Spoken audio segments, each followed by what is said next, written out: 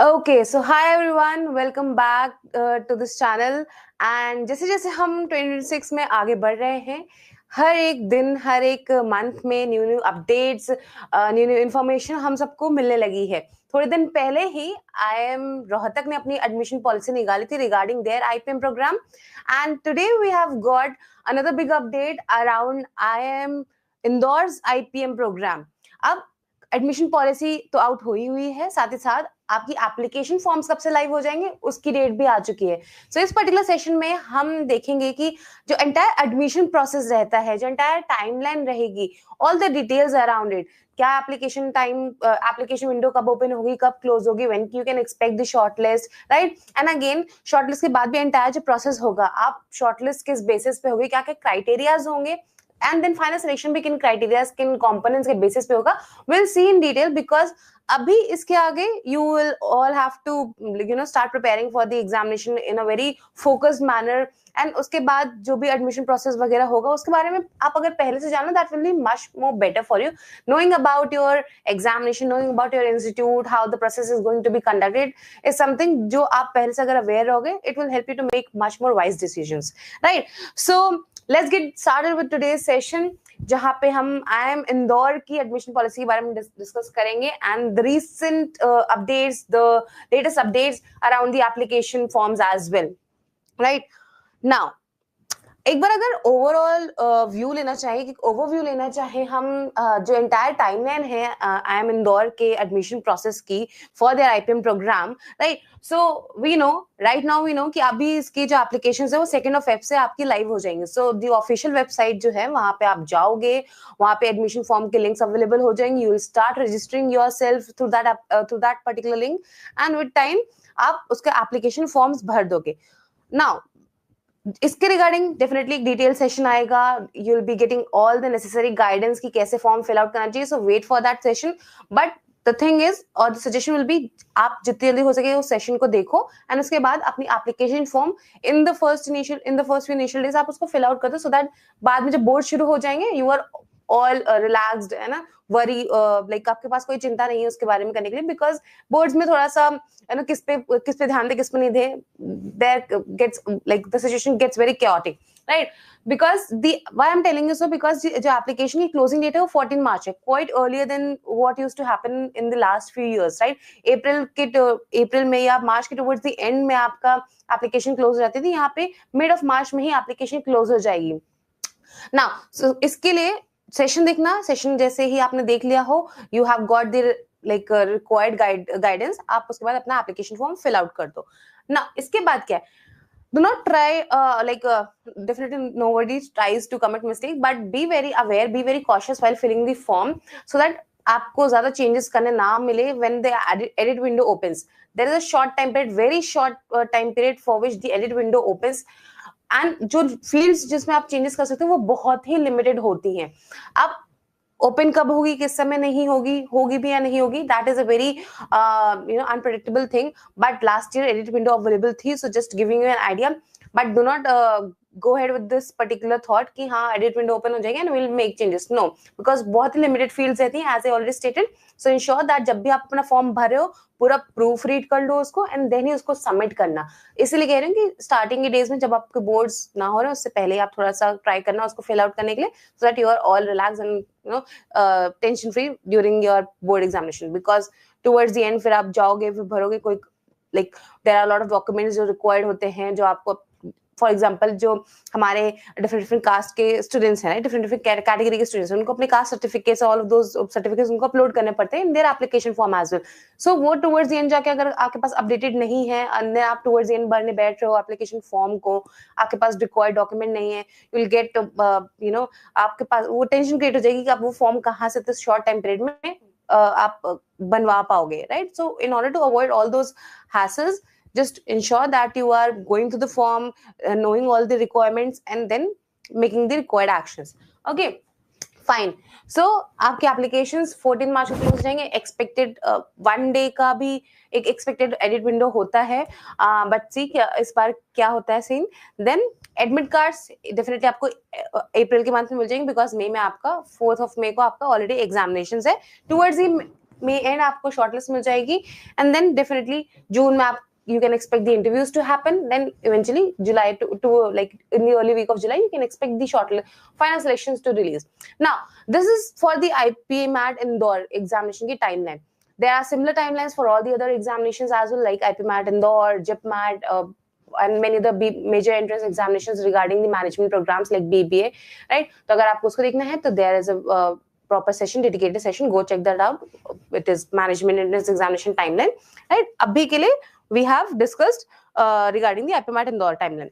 अब इस एग्जाम को लिखने की एलिजिबिलिटी क्राइटेरिया क्या है, जो एडमिशन पॉलिसी है हमारी उसमें ये सारी डिटेल्स भी रिवील करी गई हैं कि क्या इस पर्टिकुलर ईयर के 2026 के लिए क्या एलिजिबिलिटी क्राइटेरियाज रहेंगी.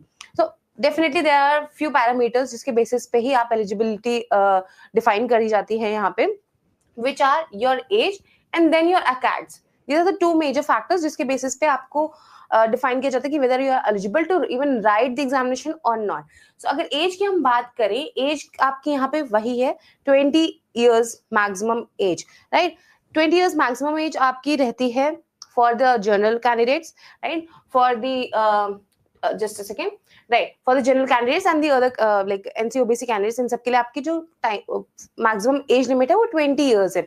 On or after August, just a second, on and after August 1, 2006, right? So if you are someone who is born either on August 1, 2006 या उसके बाद आपकी birth date है तो आप eligible हो if you are a general candidate, if you are NC OBC candidate, because उस time पे आप 2026 में सेम डेट पे या इसकी जो फॉलोइंग मंथ्स हैं उसमें आप 20 इयर्स की एज कंप्लीट कर रहे होगे, right? And if you are someone who belongs to SC, ST and PWD category, आप लोग के लिए 5 इयर्स का रिलैक्सेशन है.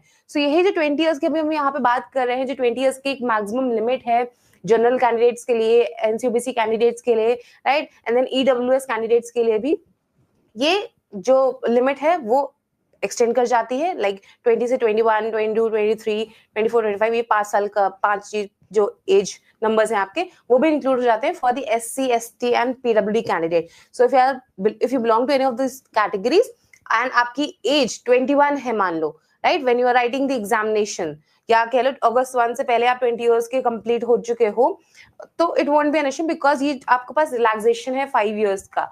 Fine, so there you can utilize that. But जितने भी हमारे जनरल कैंडिडेट्स हैं and NC OBC and EWS category candidates हैं, for them this is 20. Like आप अगस्त 1 को इधर अगस्त 1, 2026 को आप इधर 20 इयर्स के कंप्लीट हो रहे होगे या उसके आने वाले मंथ्स में कंप्लीट हो रहे होगे. अगर आप इससे पहले जैसे जुलाई 31 को भी अगर कंप्लीट हो जाते हो तो you are not eligible, because आप ऑलरेडी जो स्पेसिफाइड डेट है उससे पहले ही आप अपनी 20 इयर्स की as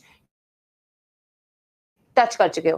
fine, so ensure that when you are filling the form और if you are planning to fill the form, ये एज लिमिट अपने लिए एक बार क्रॉस चेक कर लेना. रिगार्डिंग द ACADS के लिए कोई भी मिनिमम परसेंटेज रिक्वायर्ड नहीं होता है फॉर IIM इंदौर और जैसे for IPMAT Indore examination. Okay, तो यहाँ पे भी वही सेम चीज है, आपको सिंपल अपना क्लास 10th एंड 12th पास करना होगा. This point is regarding your class 10, this point is regarding your class 12. So 10th में आपने सिंपल अपना क्लास 10 पास कर रखा होगा, that is more than enough. 12th की बात करूं तो 12th भी आपने सिंपली पास कर रखा होगा. There is no minimum percentage that is required, but what has been mention कि इधर आपने अभी आप अपीयर कर रहे हो 2026 में, जिनके बोर्ड एग्जामिनेशन, अभी जिन भी स्टूडेंट्स के बोर्ड एग्जामिनेशन होने वाले हैं, they can also apply, right? Then जिन्होंने लास्ट ईयर भी अगर अपीयर कर लिया होगा 2025 में, उनका 12th कंप्लीट हो चुका होगा, दे can also right the examination. Given that this particular criteria is being fulfilled at the same time, age and ACADS both go hand in hand, so ensure that आप इन दोनों ही criteria को fulfill करो. This is no like eligibility criteria is a standalone कि आपने एक अगर fulfill कर दी तो आप दूसरी नहीं करोगे तो चलेगा. No, both of them needs to be fulfilled, right? So either आपने अभी आप 12th के लिए अपना अपीयर कर रहे हो या लास्ट ईयर अपीयर कर रहे हो या 2024, दैट इज द मैक्स, यानी कि 2 इयर्स का गैप बेसिकली अलाउड है. सो किसी ने 2 साल पहले 2024 में अपना क्लास 12 पास कर रखा होगा and if they are fulfilling these criteria, for example SC, ST and PWD candidate के लिए तो आसानी से ये चीज फुलफिल हो जाएगी एज क्राइटेरिया, तो they can go ahead and apply. Fine, so ensure that the age criteria and the ACAD दोनों की क्राइटेरिया आपकी फुलफिल हो रही हो. Okay, now if you move ahead, there are a few important notes regarding the application 3-4 notes है वहाँ पे definitely. अगर उनमें से हम कुछ इन नोट्स को यहाँ पे देखें जो आपके एप्लीकेशन फॉर्म से या एडमिशन प्रोसेस के रिगार्डिंग जो इंपॉर्टेंट है, उनमें से पहला तो ये है कि again this is regarding the very first point is regarding the students who are appearing for their class 12 examination. So बहुत सारे क्वेश्चन स्टूडेंट्स का क्वेश्चन आता है कि हम एलिजिबल है कि नहीं, क्योंकि हम बोर्ड्स लिख रहे हैं, हमारे पास मार्क्स ही नहीं। So yes, you can go ahead and apply. And आपको अपनी अगर आप इस साल जुलाई 31 तक, राइट, इस साल जुलाई 31 तक अपना बोर्ड अगर आप कंप्लीट कर लेते हो, you can go ahead and apply.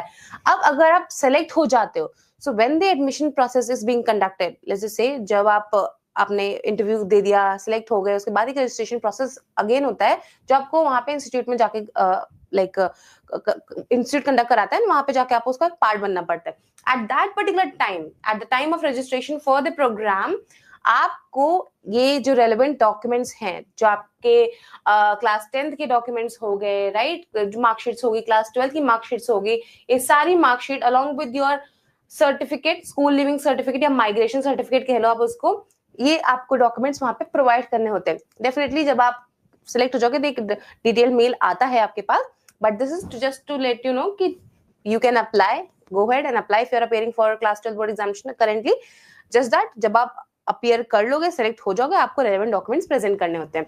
Then another point is regarding the percentage. आप एप्लीकेशन फॉर्म में जो अपने मार्क्स लिख रहे हो वो कैसे लिखने हैं, कौन से मार्क्स कौन से सब्जेक्ट कंसिडर करने हैं, कौन से सब्जेक्ट्स नहीं कंसिडर करने हैं। सो इन्होंने सिंपली बोल दिया है in very clear words that the marks for 10th and 12th दोनों के लिए, right, sorry 10th and 12th दोनों के लिए ही किस तरीके से, किस बेसिस पे कैलकुलेशन होगा, aggregate marks of all subjects. So there is no such best of 5 and anything like that. आपके बोर्ड में जो आपका पर्टिकुलर बोर्ड है उसमें जो भी रूल फॉलो हो रहा है, इरिस्पेक्टिव ऑफ दैट, आपको यहाँ पे जितने भी सब्जेक्ट्स आप पढ़ रहे हो या आपने क्लास 10th में पढ़े हैं, उन सबके मार्क्स यहाँ पे जाएंगे। There is no best of 5, no best of 4। Rohtak में हमने देखा था कि बेस्ट ऑफ 5 का प्रोविजन था, बट यहाँ पे ऐसा नहीं है। Fine, now this particular point is regarding that only, बहुत ज्यादा ऐसा confusion नहीं है as such. Okay, now if we talk about the admission process, entire admission process from the examination to the final selection, let's just quickly cover all the important pointers. We know that the registrations are going to start from 2nd of Feb, then they are going to end on 14th of March, right? अब इसके अलावा all the people who are eligible, जितने भी हमने eligibility criteria अभी तक discuss करी, अगर आप एलिजिबल हो you can go head and apply. Official website पे एप्लीकेशन फॉर्म्स लाइव हो जाएंगे। नाउ आपको एक फी पे करनी होगी when you are submitting the application form, एक फी पे करनी होती है which is non refundable. So अगर आपने अप्लाई कर दिया तो आपको फी वापस नहीं मिलेगी, you can not claim it back. Okay, so अब वो फी कितनी है, हम फी को देख लेते हैं एक बार। सो आपकी 4130 की फी होगी, right, yeah, just a second, right, for all the general candidates, this is for general candidates, NCOBC and EWS। जो भी हमारे SC ST की कैंडिडेट्स हैं उनके लिए ये फी होगी 2065 rupees. SC ST and PWD candidates के लिए 2065 रुपी है, एंड वही general candidates and EWS and NCOBC candidates के लिए आपकी ये फी, एप्लीकेशन फी 4130 है। So this is the cost that you will be paying for filling out the application form.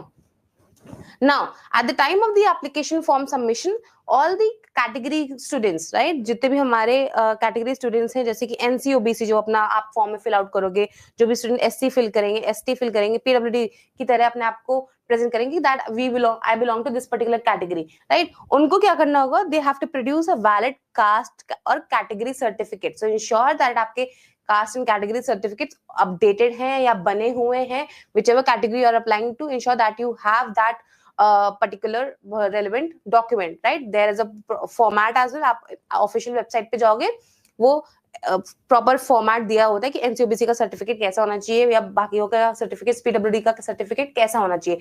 So visit the official website, you will get the proforma बोलते हैं उसको, and उसके basis पे आप अपना बनवा सकते हो। फाइन, बट इंश्योर दैट आपके पास हो। लास्ट में एप्लीकेशन ओपन होने के बाद या towards the application closing, like जब क्लोज हो रहा हो उस डेट के टाइम पे आप बनवाने मत बैठना, because these documents also take times from for like somewhere around 20 days at least. Okay, 15-20 days at least लेते हैं, तो इंश्योर आपके पास डॉक्यूमेंट्स हों।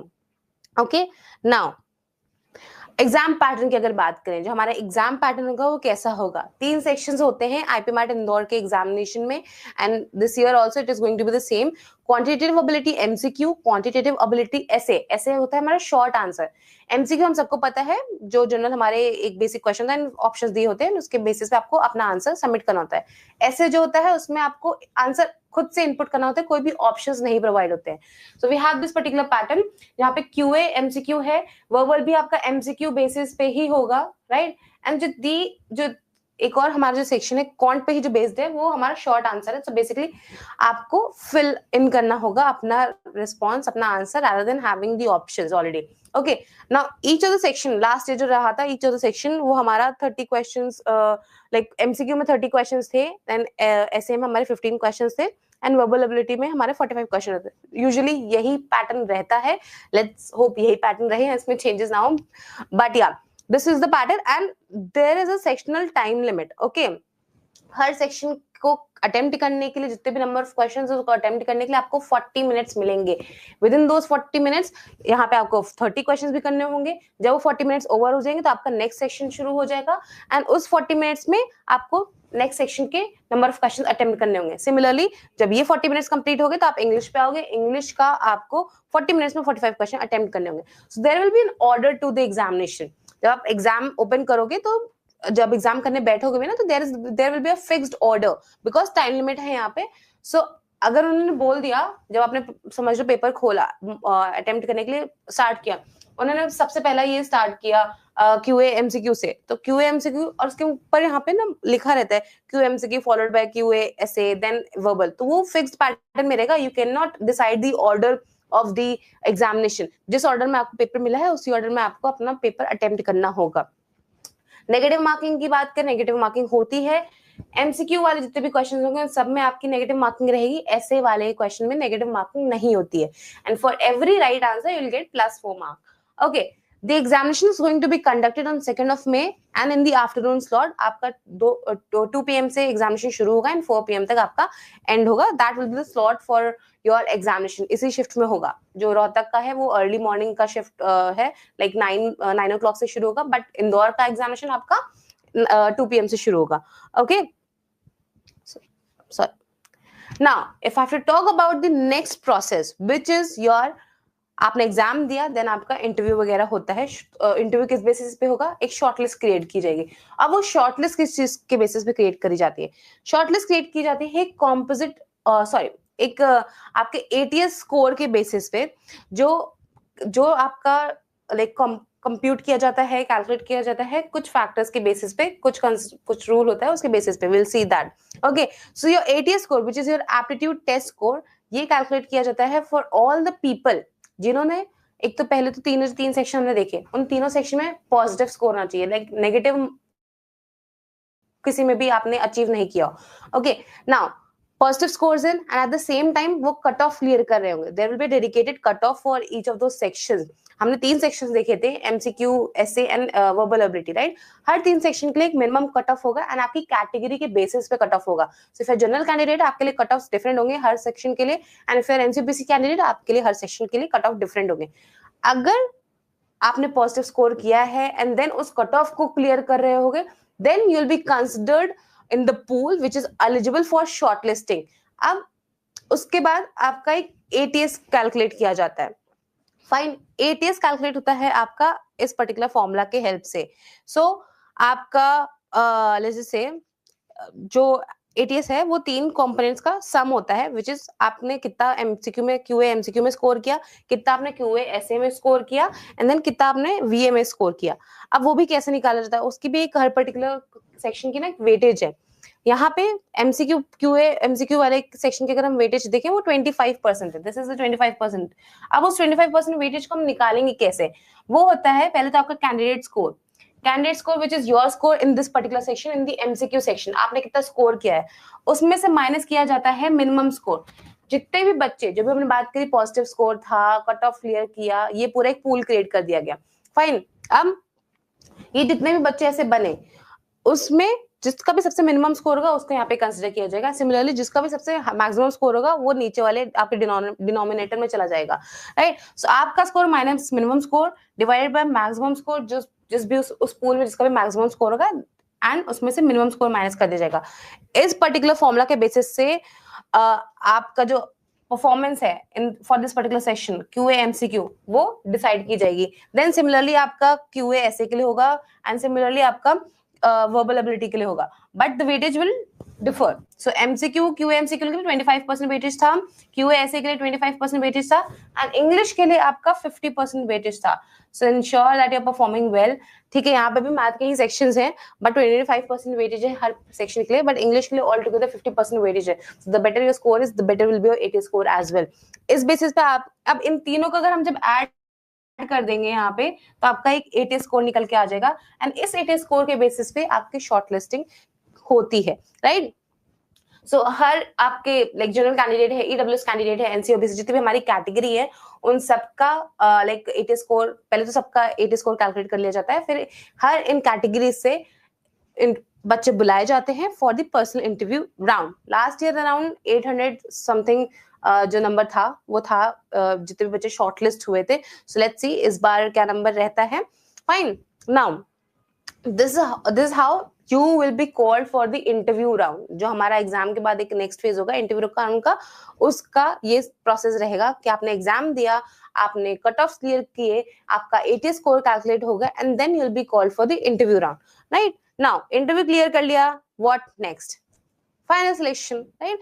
फाइनल सिलेक्शन आपका दो कंपोनेंट के बेसिस पे होता है। एक तो आपका जो एटीएस कैलकुलेट किया था वो आपके एग्जाम की परफॉर्मेंस होगी, वो उसका एक वेटेज होता है विच इज 65%।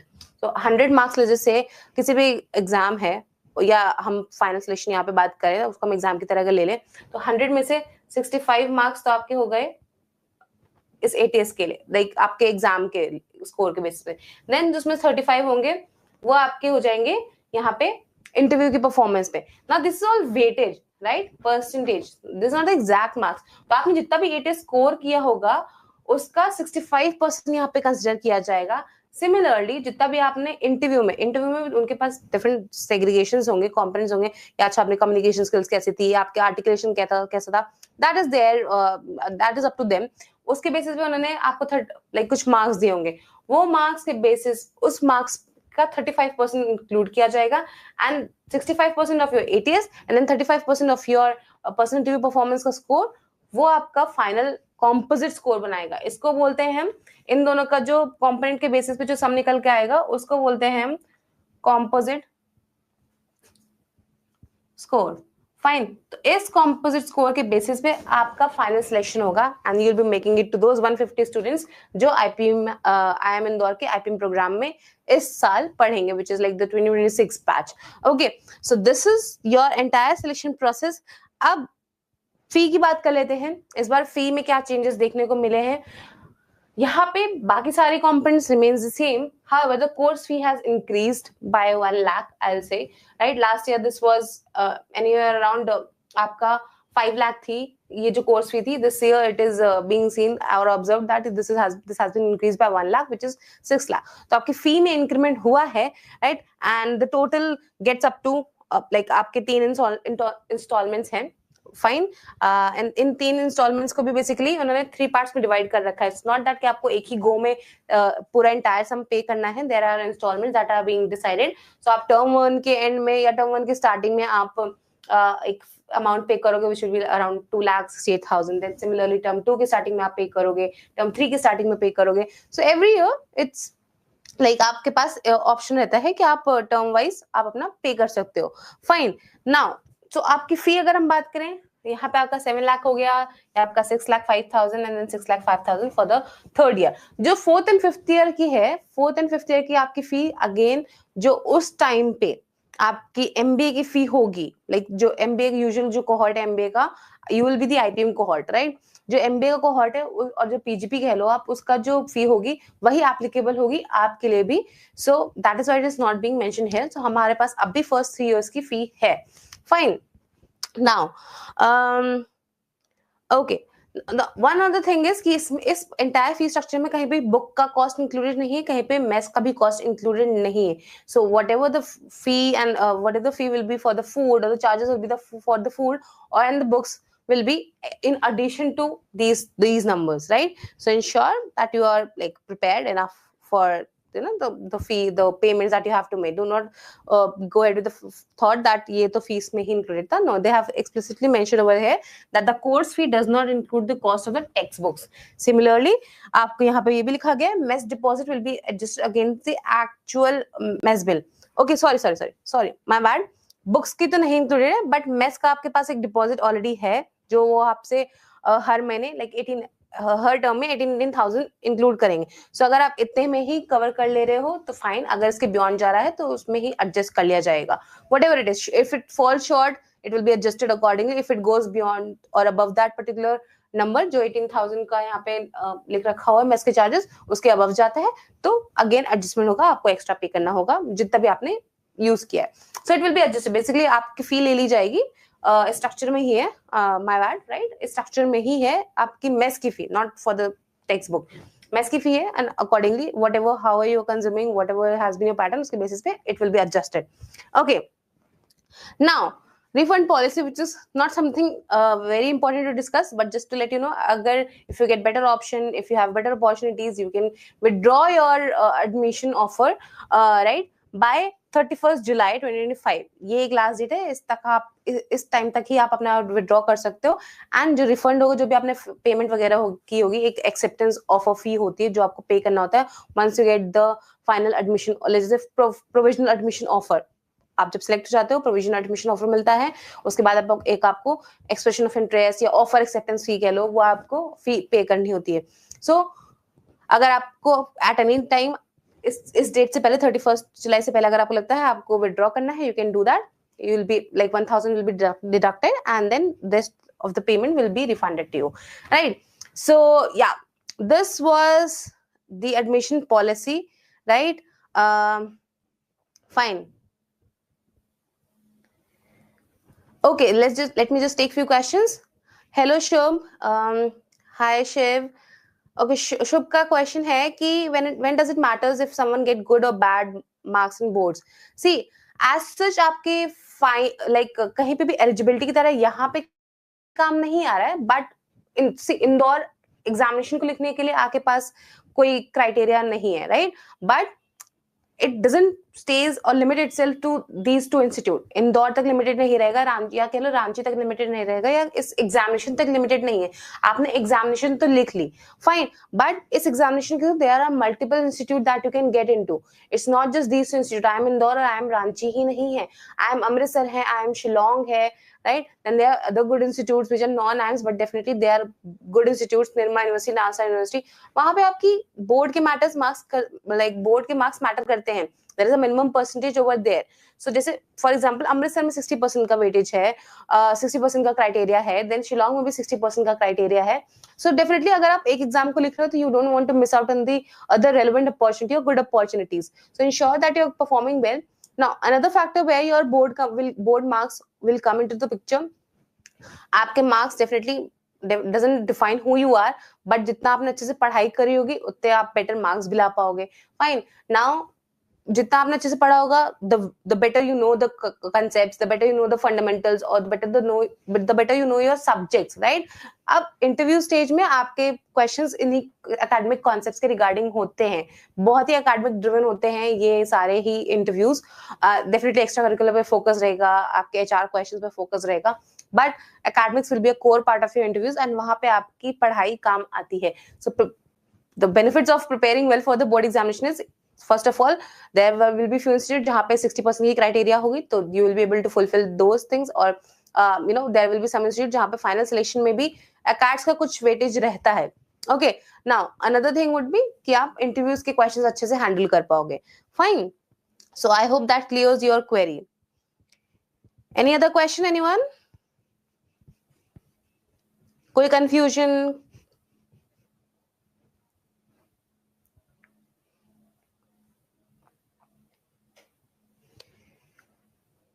चलो ठीक है. I think everything is clear to you guys. prepare well for your board examination, for your upcoming examinations, and stay updated. Just subscribe to the channel and hit the notification button so that kabhi bhi kuch bhi relevant update aati hai, you are not missing out on that. For example, jo maine edit window ki baat kari, right, which is a very short time period. You don't miss out on that if you have committed any mistake, but ensure that you are not doing such things.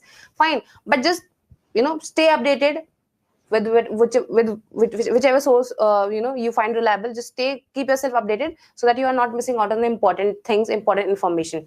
We'll meet you next time with another important session, with another important update. Till then, take care of yourself, and yeah, see you soon, guys.